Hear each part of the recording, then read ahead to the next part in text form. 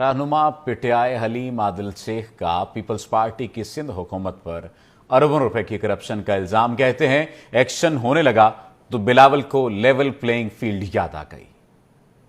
रोज किसी ना किसी अदालत में आना होता है और ये अभी की बात नहीं है। बहैसियत अपोजिशन लीडर मुझ पे जो 25-26 केस बनाए, ये हथकड़ियां मेरी 5 साल से डली हुई हैं। ये लेवल प्लेइंग फील्ड जब वो खुद हुकूमत में होते हैं तो उनको याद क्यों नहीं आती है। आज लेवल प्लेइंग फील्ड की जो बिलावल जरदारी बात कर रहे हैं, बिलावल जरदारी वो लेवल प्लेइंग फील्ड चाहता है कि वो चाहते हैं कि कच्चे में डाकुओं के खिलाफ ऑपरेशन ना हो। लेवल प्लेइंग फील्ड, पुलिस अफसरान जो 10-15 साल से बैठे हुए थे, जिसकी वजह से टारगेट किलिंग, डाकू, मोबाइलें छिन रही हैं, कच्चे में डाकू राज बना हुआ है, वो चाहते थे कि सारे पुलिस अफसरान आईजी से लेकर नीचे तक, एसएचओ तक, वो तमाम मौजूद रहे पीपल्स पार्टी के